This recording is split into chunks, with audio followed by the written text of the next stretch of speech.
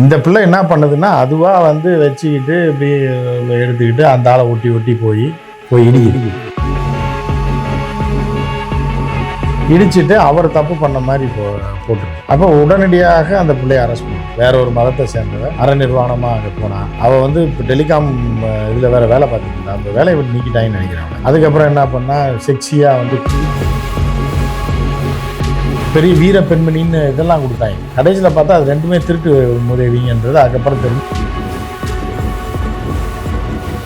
கேரளால என்ன நடந்தாலும் பஸ்ல போகும்போது பெண்கள் உட்காந்தாலே உங்க பக்கத்துல உட்காராம ஆமா பயப்படதானே செய்வான். இந்த சம்பவம் கண்ணுக்கு முன்னாடி வந்துட்டு போகுங்க. ரோட்ல ஒரு பொண்ணு அந்த முக்கில் வரதுனால இந்த பக்கமா சந்து வெளியா ஓடிடுவாங்க இன்னும் கொஞ்ச நாள்.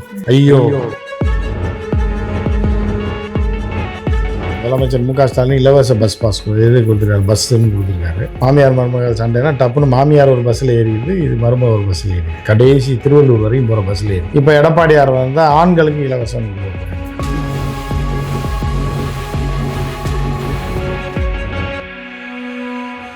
காந்தி மீடியா நேயர்களுக்கு வணக்கம். நான் உங்கள் விஜய் யாஸ்மின். இன்னைக்கு நம்ம கூட பத்திரிகையாளர் உமாபதி சார் அவர்கள் தான் இருக்காரு. வணக்கம் சார். வணக்கம். வணக்கம். எப்படி சார்? நல்லா இருக்குமா. கேரளால பஸ்ல ஒரு இன்ஃப்ளூயன்சர் பொண்ணு போட்ட வீடியோ ஒரு மனுஷனோட உயிரே எடுத்திருக்குன்ற சம்பவம் தான் இப்போ தமிழ்நாட்டிலேயே உலுக்கிட்டு இருக்கு பயங்கரமா. எப்படி பாக்குறீங்க சார்?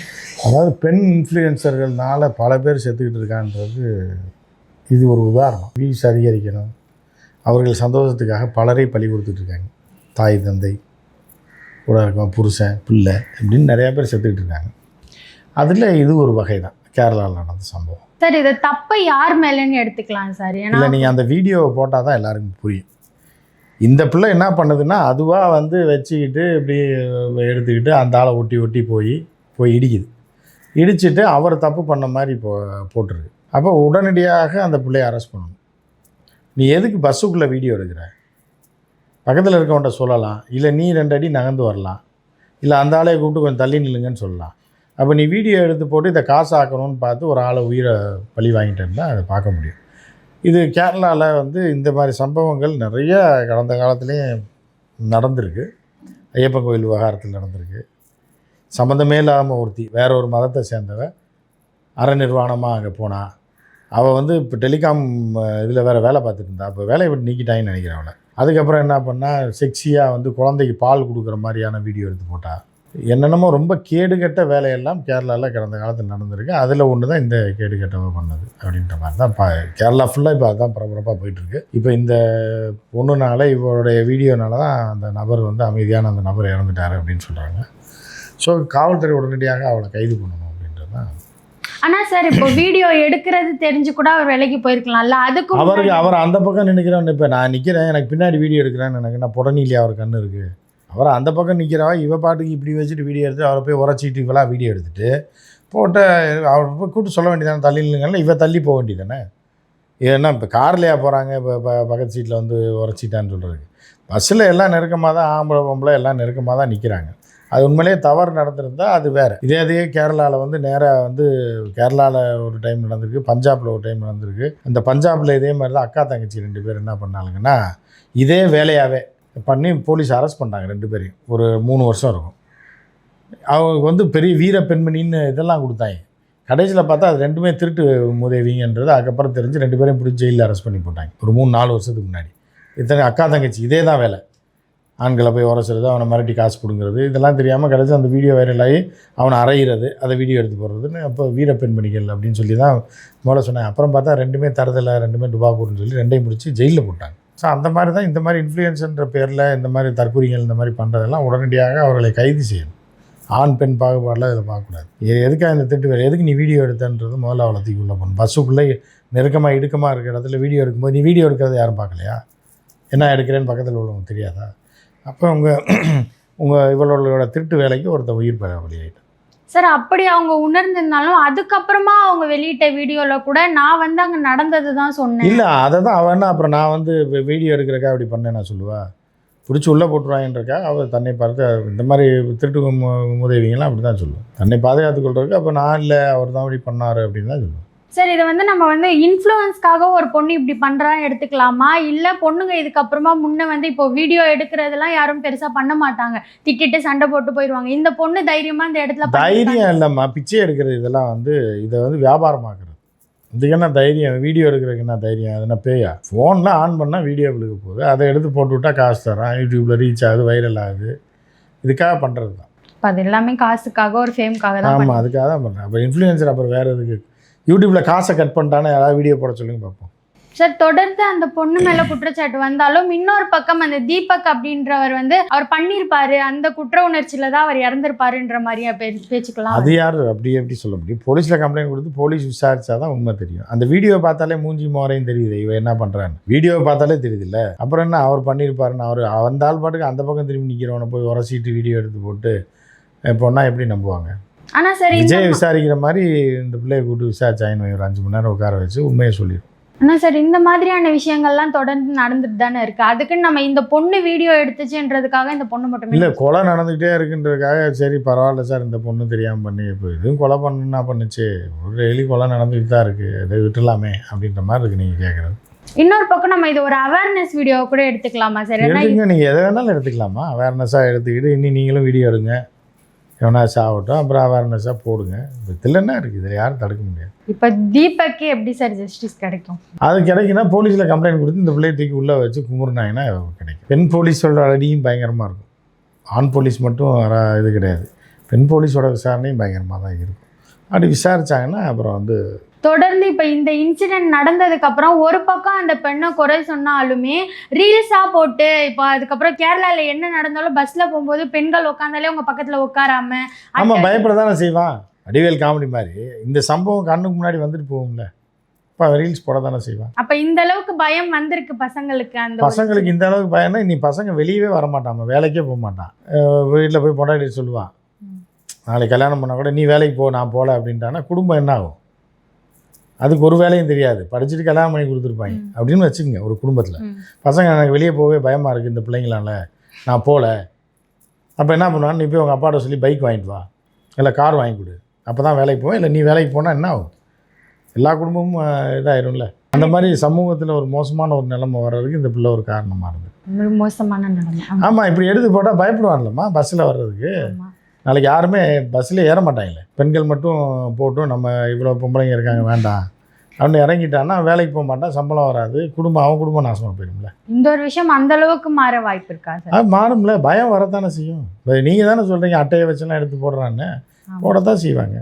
ஆனால் சார், இப்போ இது அது மாதிரி இதுக்கு முன்னாடி நிறைய நடந்திருக்கு. பஸ்ஸில் போகும்போது பெண்களை இடிக்கிறது, உரசுறது, இந்த ஒரு விஷயம்னால வீடியோ எடுக்கிறாங்கன்னு தெரிஞ்சு அவங்க இப்போவே முன்கூட்டியே நவுந்திருக்கிற மாதிரியான ஒரு விஷயமா இருக்குல்ல? இல்லை, அப்படி இல்லைம்மா, எல்லாம் தான் நடந்துக்கிட்டு இருக்கு. அதை நீங்கள் வியாபாரமாக்கும் போது தானே. இப்போ செய்யாத ஒருத்தர் செஞ்ச மாதிரி காட்டும்போது எல்லாருக்கும் பயம் வரும்ல. செஞ்சதை ஒருத்தர் செஞ்ச மாதிரி காட்டினா ஓகே, அது விசாரணையில் அந்த மாதிரி தப்பு. செய்யாத ஒருத்தர் செஞ்ச மாதிரி ஒரு பொண்ணு காட்டும்போது அப்போ பசங்கள்லாம் பயப்பட தானே செய்வான், வெளியே போகிறதுக்கே பயப்படான்ல. ஸோ அந்த மாதிரி ஒரு நிலைமை கேரளாவில் வரும். ஆனால் சார், பெண்களுக்கு ஆல்ரெடி சப்போர்ட்ஸ் நிறைய இருக்குது. பெண் கண் கலங்கினாலே ஆமாம் பெண் பக்கம் தான் நியாயம் அப்படின்னு இருக்கிற இந்த ஸ்டேஜில் இந்த விஷயம் நடந்ததுக்கு அப்புறம் அந்த பொண்ணு சைட்லேயும் நிறைய குற்றங்கள் சொல்லிட்டு இருக்காங்கல்ல. இல்லை, அது மாறி மாறி சொல்ல தான் செய்வாங்க. அந்த பொண்ணையும் சொல்லுவாங்க, அந்த பொண்ணு இவங்கள சொல்லுவாங்க, மாறி மாறி இது பண்ணிட்டு தான் இருக்கும். இப்போ என்ன பண்ணாங்கன்னா, இப்போ பிள்ளைங்களை பார்த்தாலே பயந்து ஓடுற மாதிரி வந்துடுச்சு தமிழ்நாட்டிலே. ஆமாம், பொண்ணுங்களை பார்த்தாலே வெறுக்க ஆரம்பிச்சிட்டாங்க பசங்க. வெறுக்க ஆரம்பிக்கலாமா, பயப்பட ஆரம்பிச்சிட்டாங்க. ரோட்டில் ஒரு பொண்ணு அந்த முக்கில் வருதுனால இந்த பக்கமாக சந்து வெளியாக ஓடிடுவாங்க இன்னும் கொஞ்ச நாளில். ஐயோ ஒரு பொண்ணு வருது அப்படின்னு. அந்த மாதிரி ஒரு இதுதானே. அப்படி இருக்கும்போது யாருமே இப்போ நடமாட்டமே இருக்காது, பெண்களாக தான் போயிட்டு இருப்பாங்க ரோட்டில். அப்படி நடந்த நிறைய குற்றங்கள் வந்து நடக்காமல் இருக்கும்ல. அதை கூட பண்ணலாம். இப்போ கவர்மெண்ட் கூட இப்போ நீங்கள் நல்ல ஐடியா தான் கொடுத்துருக்கீங்க. இப்போ திமுக அரசில் கூட சாயந்தரம் 3 மணிலேருந்து 5 மணி வரைக்கும் ஆம்பளை எவனுமே வெளியே வரக்கூடாது, ஏன்னா பெண்கள் நடமாட்டம் அதிகமாக இருக்கணும். அதே மாதிரி காலையில் 7லேருந்து 9 மணி வரைக்கும் பெண்கள் மட்டும்தான் ரோட்டில் வரணும். கடைக்கு போகிறது வர்றது ஸ்கூலுக்கு அதுக்குள்ளே அவங்க போய் முடிச்சதுக்கப்புறம் தான் ஆம்பளைங்க 9:30 மணிக்கு மேலே தான் வெளில வரணும் அப்படின்ற மாதிரி கூட ஒரு சட்டம் போடலாம். எந்த பிரச்சனையும் இருக்காது. அந்த காலத்தில் 6 மணிக்குள்ள பெண்கள் வந்து வீட்டுக்கு போய் அடைஞ்சிடணும். 6 மணிக்கு மேலே ஆம்பளைங்க வெளியே வருவாங்க. ஓகே சார், ஆல்ரெடி பெண்களுக்கு நிறைய சப்போர்ட்ஸ்லாம் இருக்கிறத வச்சு, அதுவும் இல்லாமல் இந்த சோஷியல் மீடியா வந்ததுக்கப்புறம் பெண்கள் வந்து இதை நிறைய மிஸ்யூஸ் பண்ணுறாங்கன்னு நினைக்கிறீங்களா? ஆமாம், அது இப்போ அது வந்து பரவலாக அப்படி தான் இருக்குது. ஏன்னா ஃபோன் இருக்குது, அவங்க எதை வேணால் எடுத்து போட்டால் எல்லாம் பார்க்குறாங்க, உடனே அதில் ஃபேமஸ் ஆகிடுறாங்க. புரியுதா உங்களுக்கு? ஸோ அது வந்து எல்லா வகையிலையும் பயன்படுத்திடுறாங்க. இப்போ பலூன் அக்கா பற்றி கேள்விப்பட்டிருப்பீங்க. அது ஒரு ஃபோனு இருக்குது, அதை வச்சு அது ஃபேமஸ் ஆகிடுச்சு. இப்போ எல்லாருமே இதே மாதிரி நம்ம எதாவது வித்தியாசமாக பண்ணால் நம்ம ஃபேமஸ் ஆகிடலான்னு சொல்லி இறங்கினது தான் இந்த பொண்ணெல்லாம். அதெல்லாம் இப்போ பிக் பாஸ்க்குள்ளே போயிடுச்சு, நம்ம இந்த மாதிரி எதையாவது ஒன்று போட்டோம்னா நமக்கு சிம்பத்தி க்ரியேட் ஆகி ஃபேமஸ் ஆகிடுவோம், நம்மளும் பிக் பாஸில் போய் நல்லா சம்பாதிக்கலாம், இல்லை வேறு ஏதாவது பண்ணலாம் அப்படின்ற மாதிரி நினச்சி கூட அந்த பொண்ணு போட்டிருக்கலாம். ஸோ இது வந்து பரவலாக அதிகமாகிட்டு தான் இருக்குது. சார் இந்த ஒரு விஷயம் கேரளாவில் நடந்துச்சு, ஒரு பெண் வீடியோ எடுத்திருக்காங்க அப்படின்றது இது பாசிட்டிவாகவும் நெகட்டிவாகவும் போயிட்டுருக்கு. இதை தொடர்ந்து இந்த மாதிரியான விஷயங்கள் நிறைய தமிழ்நாட்டிலையும் நடக்க வாய்ப்பு அதை தான் நான் சொன்னேன்ல, முதலமைச்சர் மு க ஸ்டாலின் இலவச பஸ் பாஸ் எது கொடுத்துருக்காரு, பஸ்ஸுன்னு கொடுத்துருக்காரு. இப்போ எடப்பாடியார் வந்தால் ஆண்களுக்கு இலவசம்னு கொடுக்க போகிறேன். அப்போ என்ன ஆகும் பாருங்கள். இப்போ டிரைவருக்கும் கண்டக்டருக்கு மட்டும்தான் ஒரு காலத்தில் இலவசமாக இருந்துச்சு. இப்போ பார்த்தா பெண்களுக்கு இலவசம்னா அந்த பஸ்ஸே வர்றதில்லை. இப்போ ஆண்களுக்கு இலவசம் கொடுத்தாங்கன்னா என்ன இருக்கும்? ஸோ அந்த மாதிரி தான் இப்போ இலவசம்னா எல்லோரும் முண்டி அடித்து பஸ்ஸில் போவாங்க. அப்போ ஒரே பஸ்ஸு தான், தாழ்த்தள பேருந்துலாம் ஃப்ரீ கிடையாது. அப்போ எல்லாம் அந்த பஸ்ஸில் முண்டி ஏறும்போது இங்கேயும் அந்த மாதிரி தான் வரும். வீடியோ எடுத்து அப்படி நான் வர்றதுக்கான வாய்ப்பு இருக்குது. சார் கண்டக்டருக்கே வேலை இருக்காது இல்லை சார் அந்த பஸ்ஸில், ஆண்களும் பெண்களும். கண்டக்டரை தூக்கிடுவாங்க. அந்த சம்பளத்தில் தான் உங்களுக்கு ஓசி டிக்கெட் கொடுப்பாங்க. இப்போ ஒரு கண்டக்டருக்கு ஒரு நாளைக்கு 1000 ரூபா சம்பளம்னு வைங்களேன், அப்போ 1000 டிக்கெட் ஃப்ரீயாக கொடுக்கலாம்ல, ₹1 டிக்கெட்டு. இன்னும் கொஞ்சம் நாளில் டிரைவரையும் தூக்கிடுவாங்க. டிரைவரையும் தூக்கிட்டாங்கன்னா இப்போ மொத்தம் அந்த பஸ்ஸு ஃப்ரீயாக போகும். இப்போ இதெல்லாம் மெட்ரோலாம் போகுது இல்லை, டிரைவர் இல்லாமல், அந்த மாதிரி டிரைவர் இல்லாமல் ஏற்றி விட்டுருவாங்க. ஏற்றி டிரைவர் கண்டக்டர் இருக்காது, அது பாட்டுக்கு பஸ்ஸு போயிட்டே இருக்கும், ஏறி இறங்கிக்கலாம், வச்சுக்கலாம், வீடியோ எடுத்துக்கலாம். சார்ஜர் கொடுத்துருவாங்க பெண்களுக்கு தனியாக, ஃப்ரீ சார்ஜர். ஏன்னா எடுக்கும்போது பேட்டரி காலி ஆச்சுன்னா என்ன பண்ணுறது, அந்த மாதிரி ஸ்பெஷலாக ஏற்பாடுலாம் பண்ணுவாங்க. பஸ்லேயே வாழ்ந்துருவாங்க போல சார். ஆமாம் இருக்கும், இனிமேல் வரும், இனிமேல் தான் வரும். இப்போயே பெண்கள் அப்படி தான் போயிட்டுருக்காங்க. வீட்டில் குடும்பத்தில் புருஷனோட சண்டைன்னா டப்புன்னு அந்த பேருந்தில் ஏறிட்டாங்க, கோயம்பேடு வரைக்கும் உட்காந்து போயிட்டு திருப்பி ஒரு 1.5 மணி நேரம் கழிச்சு அந்த பஸ்ஸு திருப்பி வரும். அதில் வந்து வீட்டுக்கு வந்தோடனே அந்த கோவம் தீர்ந்தவொடனே வந்துடுறாங்க, வந்து திருப்பி அப்படி போயிட்டு. இப்போ அப்படி தான் போயிட்டுருக்கு. மாமியார் மருமகள் சண்டைனா டப்புன்னு மாமியார் ஒரு பஸ்ஸில் ஏறிடுது, இது மருமகள் ஒரு பஸ்ஸில் ஏறிடுது. கடைசி திருவள்ளூர் வரைக்கும் போகிற பஸ்ஸில் ஏறி போகிறதுக்கு 2 மணி நேரம், வர்றதுக்கு 2 மணி நேரம், சாயந்தரமாக வீட்டில் வந்து சாப்பிட்டு படுத்துறாங்க. இப்போ அப்படி தான் போயிட்டுருக்கு. இப்போ இது இருந்ததுன்னா இப்போ சார்ஜர் ரீசார்ஜ் போட்டாங்கன்னு வைங்க, அதே இது பண்ணிடுவாங்க. அதுக்கப்புறம் இலவச ரீசார்ஜ் அடுத்த எலெக்ஷன்லாம் வரும். இலவச ஒரு 10 GB கொடுத்து நீங்கள் வீடியோ எடுத்து போடுங்க அப்படிங்கிற மாதிரி போடும்போது எவன் போகிறான் வரான், தனியாக நிற்கிறவன்லாம் மெண்டல் ஆகிட்டான், அதனால் இவனை வீடியோ எடுத்து போடுறான். பெண்கள் இந்த வழியாக போகும்போது இவன் கேள்வி பண்ணால் அதனால் இப்போ மெண்டல் ஆகிட்டான்னு வீடியோ எடுத்து போடலாம். இந்த மாதிரி நிறையா பண்ணலாம். சார் இப்போ அந்த உயிரிழந்த தீபக் இருக்காருல்ல, இன்னொரு பக்கம் அவர் பக்கம் போகுது, இவர் எதுக்கு இவர் பக்கம் தப்பு இல்லைன்னா இவர் எதுக்கு இவ்வளோ சீக்கிரம் சாவு? அவரே அதுதான் நம்ம கேட்குறோம், எதுக்கு ஒரு பஸ்ஸில் போகிறாருன்னு தான் நம்ம கேட்குறோம். பஸ்ஸில் எதுக்கு ஏறினார் அவர், பேசாமல் எதுக்கு நின்னார் அப்படின்றதுக்கு ஏதோ ஒரு ரீசன் இருக்கும். அதையும் விசாரிக்கணும். ஏதாச்சும் ஒரு ரீசன் இருக்குன்னா என்ன? ஆமாம், ஏதாவது குடும்ப பிரச்சனையில் வந்து பஸ்ஸில் ஏறிடலாம். ஸோ எதனால அப்படின்றத விசாரித்து பார்த்தா அது கடைசியில் அது வேறு மாதிரி இருக்கும். அவர் ஏதோ நினச்சிட்டு போயிட்டு இருந்துப்பார், இந்த பிள்ளை ஏதோ நினச்சிட்டு வீடியோ எடுத்து போட்டுருச்சு அப்படின்ற மாதிரி போலீஸ் ஏதோ நினச்சி விசாரிப்பாங்க. இப்போ முழுக்க அந்த தப்பு அந்த பொண்ணு மேலேன்னு சொல்லிட்டு அந்த பொண்ணை அரெஸ்ட் பண்ணுவாங்களா மாட்டாங்களா? அப்படிலாம் இல்லை, விசாரித்து தானே பண்ணுவாங்க. திடீர்னு தப்பு அந்த பொண்ணு மேலே இருக்குன்னு எப்படி சொல்ல முடியும்? அந்த பொண்ணோட அம்மா மேலே கூட இருக்கலாம் தப்பு, அப்பா மேலே கூட இருக்கலாம். அம்மா அப்பா மேலே இருக்கு. ஆமாம், அந்த பொண்ணை பெற்றது யார் புரியுது அவங்களுக்கு. போலீஸ் அப்படி கூட யோசிக்கலாம், இப்படி ஒரு பிள்ளையை பெற்றதுக்கு அவங்க அப்பனை பிடிச்சி உள்ளே போடுறாருன்னு கூட நினைக்கலாம். அது விசாரணையில் தான் யாரை பிடிச்சி உள்ளே போடுறாங்கன்றது தெரியும். நிறைய விஷயங்களை பகிர்ந்ததுக்கு நன்றி. நன்றி.